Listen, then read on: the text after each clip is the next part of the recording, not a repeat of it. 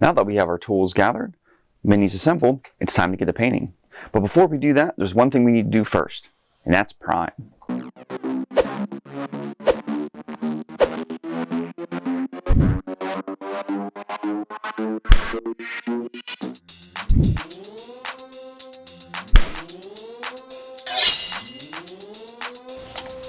Prime time. Greetings, and welcome back to Mediocre Minis. Today we're going to get started with one of the first major steps in the painting process, priming. Now before we begin, let's go over one very important question that many people might have to ask. Do you need to prime your miniatures? Well, the answer to that question is simple. Yes, prime your miniatures. Well, thanks for watching. I hope you really enjoyed this video. Alright, it's not good enough? No problem. Well, let's actually start talking about priming. But before we really get into the priming process, let's start looking at what primer is, what it does, and why it's important. Primer is essentially a base coat that is used to seal and protect surfaces in preparation for paint.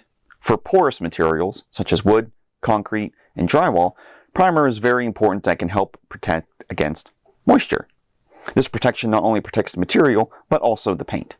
For surface preparation, primer also adheres to surfaces, making it much easier to paint. This will allow the paint to stick to the surface much easier than just paint alone.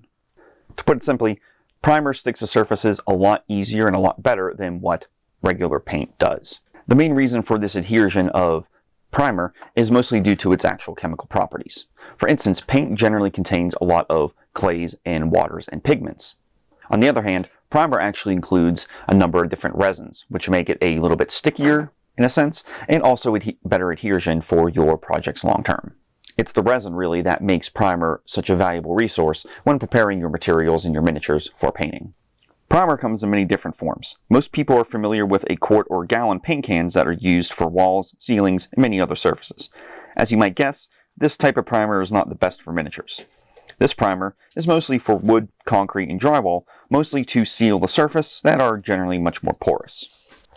Now you might be wondering, since plastic and resin and sometimes pewter aren't very porous, so why bother protecting the surface? It's not porous. Well, again, this goes back to some of the properties of primer, which has resin properties and also better adhesion for your paint long term. And that's a big reason why primer is such an important step in the painting process, is to, again, prepare and prep your surface for regular paint. For miniature painters, primer can be seen in two major ways. First is in a rattle can, which is essentially spray paint, but primer. The second is smaller bottles of primer that you can use with a airbrush, or you can actually just paint on with a regular brush. Both actually work relatively well. Now in the past, I've mostly used smaller bottles of primer for my projects, and I use rather a brush or an airbrush. The only main reason for this is because I didn't really own any spray cans of primer until recently. Now in my experience, all different types of primers work really well, and it's not necessarily which one you use, it's what you have on hand and what's available to you. Now what type of primer I use is generally based on what type of project I'm working on. If I'm only working on one miniature, I'll just squirt a little bit out onto a palette and brush it on. If I'm doing a large number of miniatures all at once, I'll use an airbrush just to make the process a little bit faster. However, with larger pieces such as terrain, a spray can works very well, as I am not necessarily as worried about all the fine details, but I am mostly concerned with getting it done. And it's a lot easier and faster than getting out the airbrush and using that system.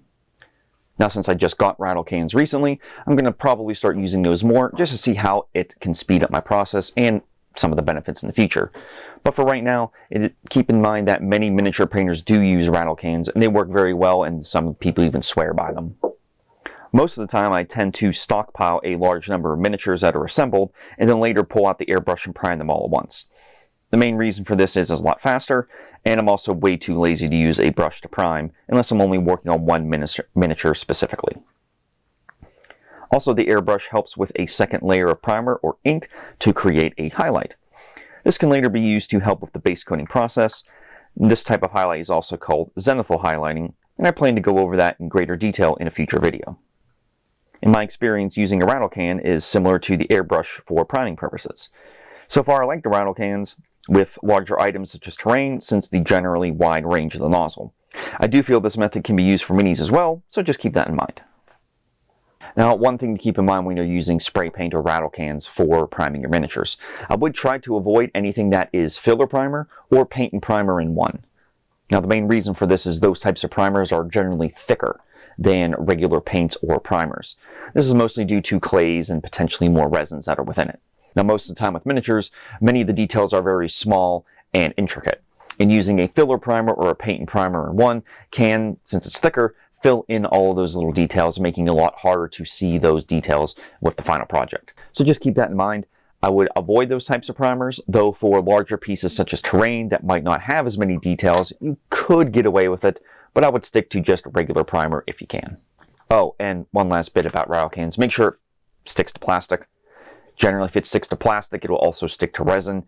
And of course, pewter is a type of metal, so I would just make sure and read the cans before you purchase anything. The last thing you want to do is get primer that's made specifically for wood, and it doesn't stick to plastic. So keep your eyes open for it. One other important detail regarding both rattle cans and airbrushing is how fast you move. Keep moving and do not focus on one area of any miniature for too long. Paint can very quickly build up, covering up all the details and potentially making a mess. Now that covers the basics of primer. One other thing to keep in mind is the color of primer that you are using, which can actually affect your base coating and later on the rest of the miniature. If you use a white primer, it can actually make some of your colors look a little bit brighter and warmer, and while a black can also, in turn, make the colors look a little bit darker.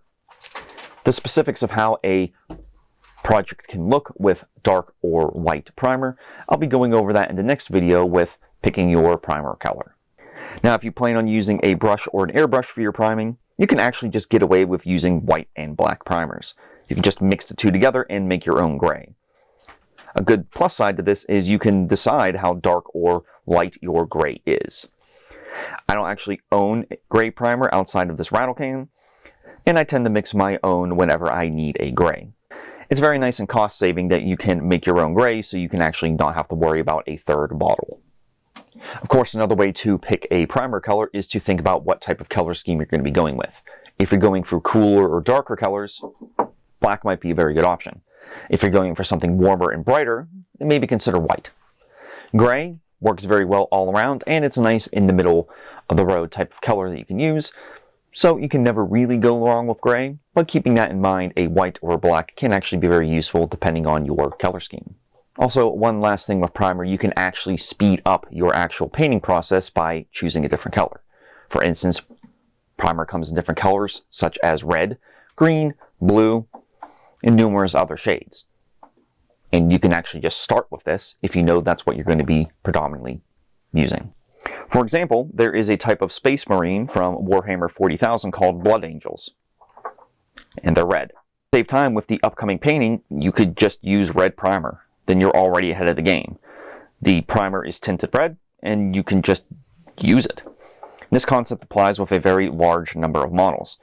If you prime all of your miniatures red, well, then you can save yourself a lot of time if you are painting a Blood Angel army. Several different companies produce colored primers, such as Games Workshop, Army Painter, and Vallejo also make spray primers that are different colors. This can be an excellent choice if you plan on creating a large army or other themed miniatures. Now, in most cases, these types of primers do cost more than your regular brush-on primer or other brands such as Krylon or Rust-Oleum. However, if you're going to paint a large number of miniatures that are the same color, it can easily be worth the investment, especially with all the time that you can be saving. The paint that's made by Games Workshop, goes by the name Citadel, can be found in the vast majority of hobby stores all across the United States. However, if you have any other hobby shops in your area, they could easily also carry Army Painter, Citadel, and numerous other brands that are tinted a specific color that you want. So check out your local store and see what types of primer they have, especially spray cans, which can, again, speed up your painting process. Now you might be wondering, if you only have one color to go from, or you only have the money for one specific color of paint, what would you go with? Honestly, I would pick black. With a black primer, if there are areas that are very hard to reach on the miniature, it can just become a shadow. So you can save yourself some time that way. Also, black is a very nice color to use, especially if you're doing a lot of darker or mid-tone types of paint schemes. And in the end, if you put on 2, maybe 3 layers of your base coat, you can effectively cover up your primer completely and not really have to worry about its color so much. Also, black primer is very useful as many miniatures come in white or gray. out of the box or out of the package, and using a black primer can make it very easy to tell if you missed a spot or if you have to go back on with a second light coat. So in general, if you can only pick one, I would go with black. But if you can get two, black and white to start off with. Hi, Mediocre Editing here. There's actually two things I forgot to mention in the video that I'm just realizing now as I'm part of this process. First and foremost is miniatures like this. These are made by WizKids, and it is a generally D&D or sometimes Pathfinder miniatures that actually come already primed. They're mostly gray, and you can take them right out of the box and start painting them. Those are, of course, perfectly fine, and you can actually just start painting right away. No need for primer. Of course, if you actually don't want it gray, you want it white or black, well, then you got to do it yourself. But they actually come pre-primed, and you don't really need any other work to go along with them. Second actually involves Reaper miniatures. They are generally plastic, and they are relatively flexible and easy to use. I actually own a bunch of Reaper miniatures and painted a bunch of them in the past. Now, the company says you do not need to prime them. And if I'm being honest, I actually haven't primed too many of them myself. Yeah, I know I'm going against my own advice here. Now, can you get away with it? Sure. Should you still prime them? Yes. However, there's one thing that you should also keep in mind when it comes to priming your miniatures, especially when it comes to Reaper miniatures. Though this can also apply to any type of miniature that you put together, such as ones from Games Workshop. Now, it's important what you can do is give your miniatures a bath before you actually start priming and then later painting. You can do this with just some warm soapy water and a soft toothbrush. And just make sure that the toothbrush actually is soft. Keep it soft so that you don't break off any of the dangly bits and spiky bits on your miniature. So just give it a quick bath into some soap and water. This one removes any of the oils and grime from your hands before priming, and also to make sure that you get away any mold release that is left on the miniature. Mold release is generally used for anything that's injection molded plastic, and it helps the manufacturing process. So you always want to make sure you give your miniatures a quick bath before doing any priming. I would definitely do any baths for any type of miniature, excluding ones that are already pre-primed like the WizKids here, but I would just do that before you move forward in your process. Okay, back to the video. Now again, in the end, you can use whatever color primer you want. If you only have a red primer available, you can make that work. You might have to use some additional coats for your base coating and highlighting later on, but it will still work in the end. But again, white and black. If you have the extra money, get a can of gray. Well, I hope you enjoyed this video. This nice little look into primer, what it is, and how it can be used. In the future, I will actually be going with several miniatures using white, gray, and black primer just to see how the base coat can change and how miniatures can look different depending on the color that you choose. If you like this video, please feel free to leave a comment below with any opinions or ideas that you might have had, like what your experiences with primer are. What colors do you use, and is there any downsides that you have noticed? Thanks again for watching, and I shall return.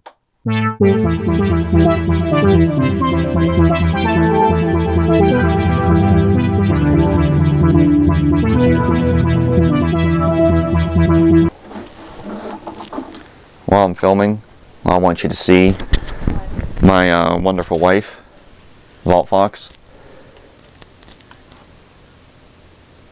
Thank you.